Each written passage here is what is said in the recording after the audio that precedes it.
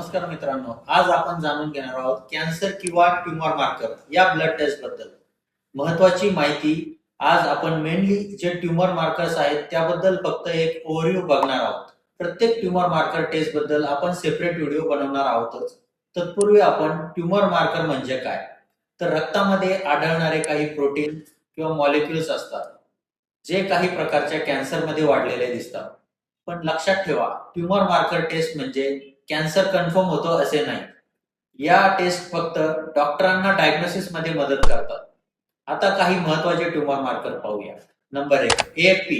AFP म्हणजेच alpha फिटोप्रोटीन। हा marker प्रामुख्याने लिव्हर कॅन्सर आणि टेस्टिक्युलर कॅन्सर मध्ये वाढतो। Number 2, CA कार्सिनो embryonic antigen. हा कोलन कॅन्सर, लंग कॅन्सर आणि ब्रेस्ट कॅन्सर मध्ये वाढलेला आढळू शकतो। Number 3, CA125। हा मार्कर ओव्हरियन कॅन्सर साठी वापरला जातो। नंबर 4, CA15.3 किंवा 27.29। हे मार्कर ब्रेस्ट कॅन्सर मध्ये वाढतात। Number 5, CA19.9। हा मार्कर पॅनक्रियाटिक कॅन्सर आणि गॉल ब्लॅडर कॅन्सर मध्ये वाढू शकतो। नंबर 6, PSA म्हणजेच प्रोस्टेट स्पेसिफिक अँटीजन। हा प्रोस्टेट कॅन्सर साठी महत्वाचा मार्कर आहे।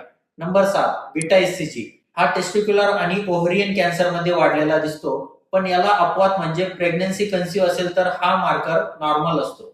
Number 8, LDH। हा मार्कर लायफो मार्कर लिम्फोमा आणि टेस्टिक्युलर कॅन्सर मध्ये वाढू शकतो। आता महत्वाचा प्रश्न म्हणजे ट्यूमर मार्कर टेस्ट कधी करतात? जेव्हा कोणाला कॅन्सरची शंका असते तेव्हा ही टेस्ट करावी। डॉक्टर पेशंटची ट्रीटमेंट चालू असताना रिस्पॉन्स पाहण्यासाठी ही टेस्ट करण्यास सांगतात, किंवा कॅन्सर पुन्हा वाढतोय का हे तपासण्यासाठी ही टेस्ट केली जाते। पण लक्षात ठेवा, ट्यूमर मार्कर नॉर्मल असला तरी कॅन्सर असू शकतो आणि ट्यूमर मार्कर वाढलेला असला तरी कॅन्सर असेलच असे नाही। म्हणूनच फायनल डायग्नोसिस नेहमी डॉक्टर एक्झामिनेशन करून स्कॅन आणि बायोप्सी टेस्ट यावर आधारित असतो। काही वेळा इन्फेक्शन, इन्फ्लामेशन, प्रेग्नन्सी अशा परिस्थितीत सुद्धा ट्यूमर मार्कर वाढू शकतात। आणि कुठलीही शंका असल्यास तुमच्या जवळच्या डॉक्टरांचा सल्ला घ्या। आणि तुमचे ट्यूमर मार्कर किंवा कॅन्सरची शंका काढायची असल्यास किंवा घ्यायची असल्यास आमच्याशी संपर्क साधा। धन्यवाद।